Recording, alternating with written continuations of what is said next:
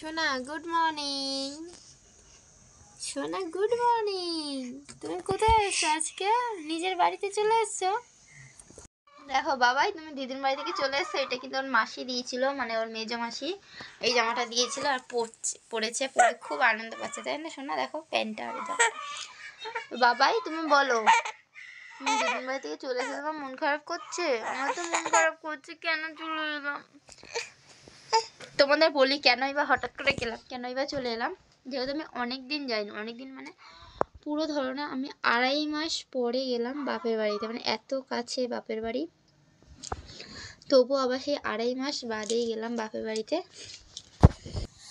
আর এদিকে আমার যে ননদের শ্বশুর আর কি, তার অপারেশন হয়েছে, তো ওটাই মা আজকে বৃহস্পতিবার দেখতে গেছে। আমি যখন মঙ্গলবার দিন বললাম যাব, আমি মানে সোমবার বলেছি মঙ্গলবার বাপের বাড়ি যাব, তখনই বলছে মঙ্গলবার আমরা বৃহস্পতিবার দিন আমি আর তোমার শ্বশুরমশাই মানে বাবা যাবো ননদের শ্বশুরকে দেখতে। তো আমি বললাম ঠিক আছে, আমি তাহলে বুধবার দিন চলে আসবো, যেহেতু মুরগি ফুরগি এগুলো আছে দেখতে হবে।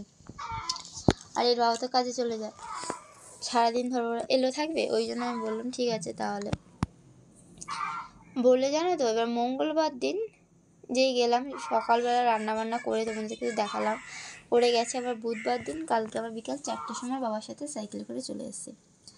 এখন বৃহস্পতিবার দিন হলো, শ্বশুরমশাই আর যায়নি।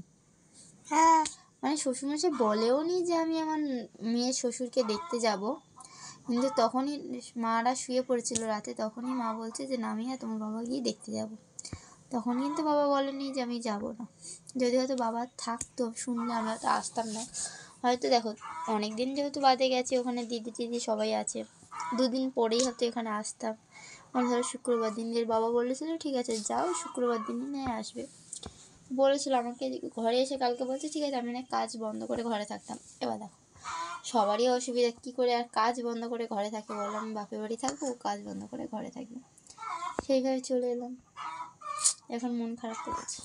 হ্যাঁ, তো কিছু করার নেই, আমাদের এটা মাঘ মাস চলছে, আর ফাল্গুন মাসের শেষে একদম শেষে তো আমাদের হরিনাম আছে দোল পূর্ণিমাতে।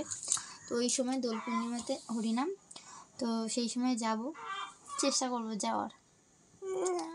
এর বাবা না যাক, আমি আর আমার ছেলে যাব। এখানে দেখো এই যে আমার ভাই কাজে থেকে এসে শ্বশুরমশাই এই যে পাখিটাকে স্নান করাচ্ছে মিঠুকে, আমার ছেলে আমি আর ছেলে বেরিয়েছি ওই মাসিটাদের বাড়ি, ওদিকটাই যাচ্ছি ঘুরতে। যেহেতু মা নেই, মা তার মেয়ের বাড়িতে গেছে, ওই জন্য কী করবো, ছেলেকে নিয়েই বেরিয়েলাম। আমি আর ছেলে ওই মাসিটাদের বাড়িতে গিয়েছিলাম, আর মাসিটার ভীষণই শরীর খারাপ, মানে পায়খানা বমি এসব হচ্ছে, আর পেটে যন্ত্রণা অস্থির হচ্ছে। তো কি করব, আমি অনেকক্ষণ ছিলাম, থাকার পর ছেলেও আছে, সবাই চলে এলাম। মাসিরা বললো যা চলে যা, এরপরে সন্ধে হয়ে যাবে, একা যাবি। চলে এলাম। বাবাই তুমি কিছু বলবে? তুমি ঘুরেছো সোনা? দিদুনকে ছাড়া মা তো ঘুরিয়েছে। দেখো গাইস, ঘরে তো চলে এসেছি, আর কেউ নেই, সত্যি পুরো ফাঁকা ফাঁকা লাগছে, যে কীরকম একটা লাগছে। যেহেতু মা থাকে, ছেলেকে নিয়ে থাকে, আমি কাজ বাজ করি আচ্ছা, আর বাবা গেছে কাজে, ছেলের বাবাও গেছে কাজে, এর বাবাও গেছে কাজে। এই দেখো তোমার একটা জিনিস দেখা, এই কানেরটা দেখতে পাচ্ছ পড়েছে এখানে, প্রজাপতির ডিজাইন দিয়ে ঝুলছে। এটা হচ্ছে আমার মেয়েদির কানের দিয়েছে, মানে কেনার, নর্মাল কেনার যে কানের। আমি ওকে বলেছিলাম আমাকে কানেরটা তো বেশ ভালো লাগছে, ততক্ষণ পরেনি, সবাই কিনেছে, তো বললো ঠিক আছে তুই পর নিয়ে। তো একজন কানেরটা দেখে বলছে আমাদের এখানে একটা মাসি যে সোনার, তাই আমি বলছি না কেনার, বলছে সোনার। আমি বলছি হ্যাঁ তা সোনার, বলছে আমি কি নিয়ে নেবো বলে কি বলছিস কেনার? আমি হ্যাঁ তো নিয়ে নাও না, কে বারণ করেছে, এরকমটাই বলছিলাম। তো ভাবছি দেখি এরকম একটা যদি সোনার বানাবো, কবে জানি না, সময় হবে, ভগবান কবে দিন দেবে। তোমরা তো সাপোর্টই করছো না, যে নিজের ইনকামে নিজে কিছু নিজেকে গিফট করলাম। কানেরটা কিন্তু বেশ ভালো লাগছে, রেগুলার ইউজের জন্য এরকম কানের ঠিক আছে। জানি না কবে কি নিজে ইনকাম করব কি না, কি অন্য দিক থেকে কোনো ইনকাম করে নিজের জন্য নিজে কিছু বানাতে পারবো কি না, জানি না। দেখো গাইস এর বাবাও চলে এসেছে।